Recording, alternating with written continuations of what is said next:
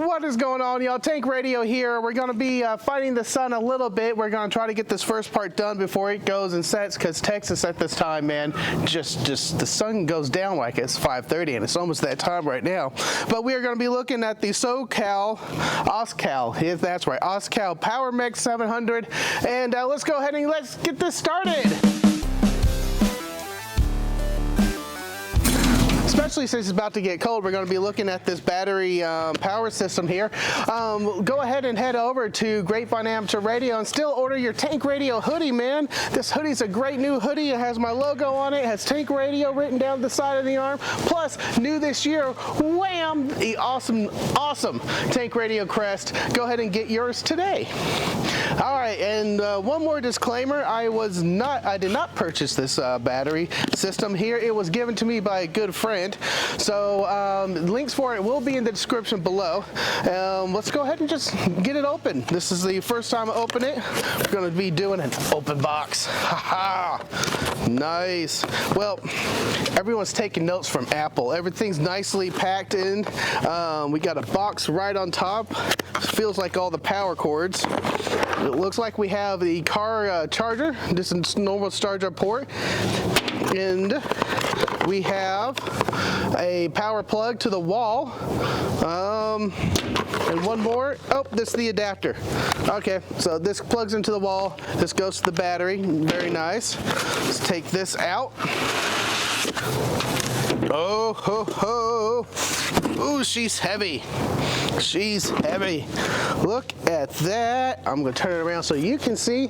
Very nice. Very nice. I like it. I like it. Let's go ahead and take a look at the couple of features they have right on the front here.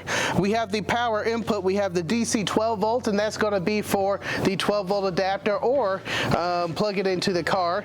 It also has a solar charger port. We're going to be testing that tomorrow. And for output here, we have DC 12 volts out. I'm going to look into the manual, see how many amps this can pull. I wonder if we can run our radio and a normal car output here, right here. We have six USB ports right off the bat, right at the top here, and a LED light. That looks like a pretty cool light. Let's go ahead and turn it on. Hold the power button for a second. Hey, look at that. Charged it last night. Yeah. And so we got the LED light. Oh, that can get pretty bright. We got an emergency flashing light there, very nice. And we can turn on the USB ports here. We have two USB-Cs port, two USB 3s, and two USB 2s. You can turn both those on and off at just a single button press. The DC out here, again, you turn it on just by holding it. And oh, the display tells us which things we have turned on. So there is the 12 volt, there's the USB, and there's the light. I guess we don't need another indicator the light's on, because the light's on. We got over here on the side an inverter, two 110 volt power plugs. Again, you turn them on and off just by pushing and holding the button. And it looks like we have a nice fan just in case it gets a little hot in Texas, you know, and camping especially gets hot. Nothing on the back or on this other side. On top, there is a wireless charging station here at the top too. That's pretty cool. I wanted to go ahead and pull this out of the box and get it up and running and ready, because the Texas freeze is about to hit us again, and we don't know if we're going to lose power. And to be honest, I'm secretly hoping a little bit that we are going to lose power, so that I can throw the radio in the backyard and see how much noise this guy makes, and also be a giant noise floor reduction, because everyone around here won't have noise, so we'll be creating noise. So secretly, that would be so much fun to do, to have a nice noise floor at home where I don't have to go to a park. In the meantime, I'm going to go ahead and see what this baby does. We're going to look at two use cases to use this battery generator system. First use case is we're out and we're going to be camping, and we're going to be there for a couple of days, and we don't have shore power to power our electronics at night and charge the cell phones, the batteries, the laptops, and maybe you got kids, the switch. So we're going to be looking at that. And the second one is amateur radio. We're going to see how well this does operating next to an amateur radio, or does it bleed over? And we're going to find those questions out. And we're going to be camping, and we're going to be there for a couple of days. The most important thing first, we're gonna have to get our cell phone charging. So we're gonna plug that in to a USB port and turn on the USB. You have to hold it. And you got the USB indicator coming on and my phone's charging. And we got the kids yelling, "Oh, my switch is dead. We need more power." You plug that in. Bam. Then of course, you know, you've been busy working on your laptop because you got some free time and you want to check some email. Then this USB-C port at the top here is a 65-watt USB port. That's awesome. And of course, we're going to plug that in. Now, as we plug everything in, we see how much watts that is currently pulling. Then also how many hours is predicted to last right now. So charging all this right now, I think my laptop is actually fully charged, so it's not pulling anything. We got 11 watts and 99 hours. Sweet. Let's go ahead and just turn on the laptop. My laptop's a beast. Now the laptop's pulling a full power. We jumped up to 60 watts and 11 hours. So maybe don't use a Dell XPS. Also, I can't really live without these wireless headphones. We're going to go ahead and throw that in there too. I love the screen here. It's very clean and clear, man. It's very easy to see this at night and day and in direct sunlight. I still have 2 USB ports open, so that's room for another phone or 2.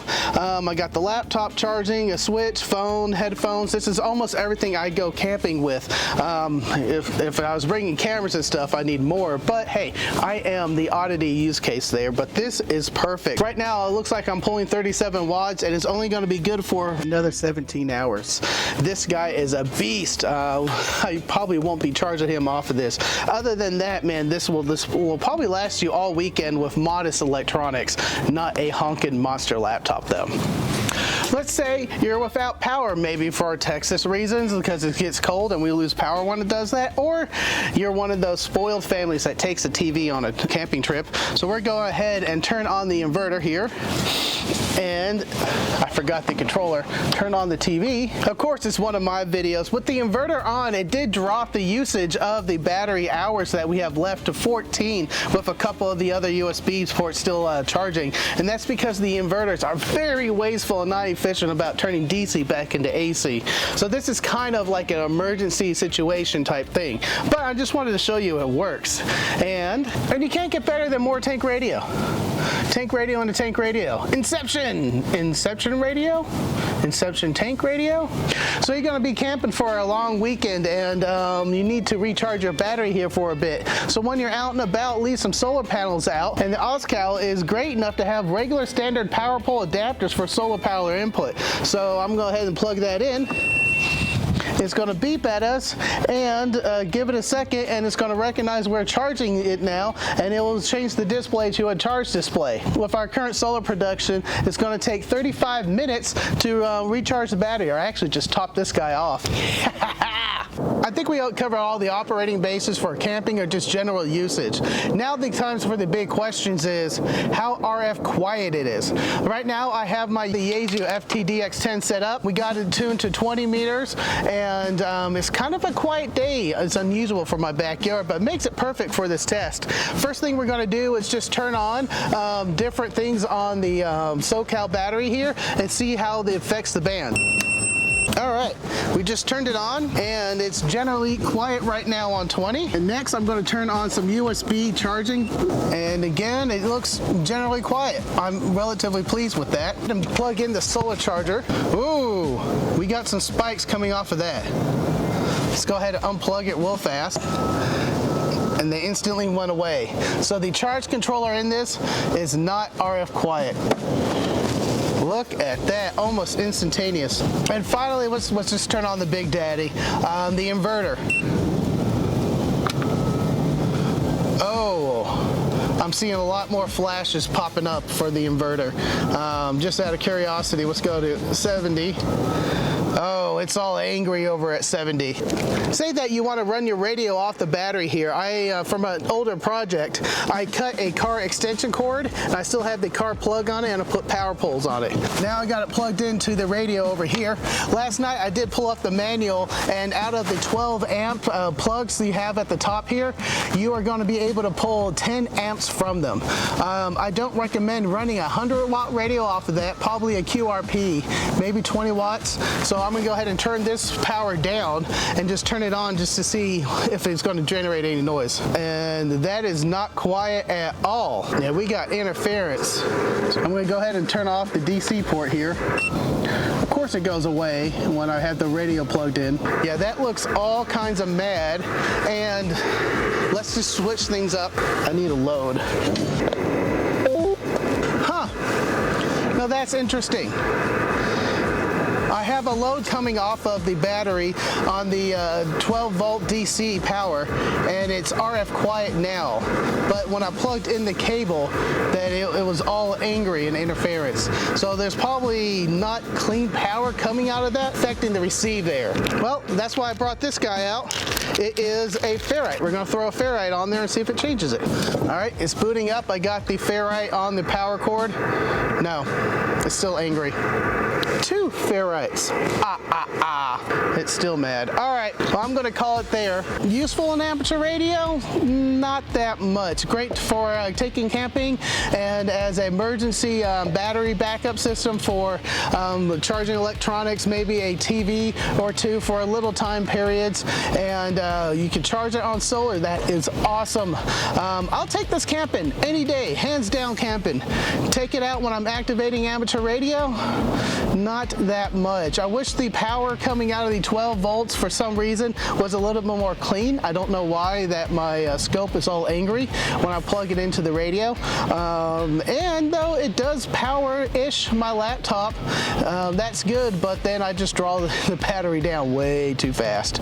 Did some math with it the other night. This has 666 watt hours, and pulling 12 volts off of it, that's going to give you 55 amp hours. So not bad for the weight of this. I just wish it was cleaner on the DC out, and then that's all I got. Great for camping amateur radio, not that much. So thank you all for watching, and as always, go forth and conquer. Oh, what is going on, y'all?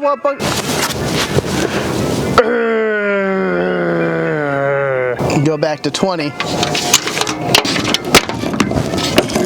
Forgot stuff was plugged in.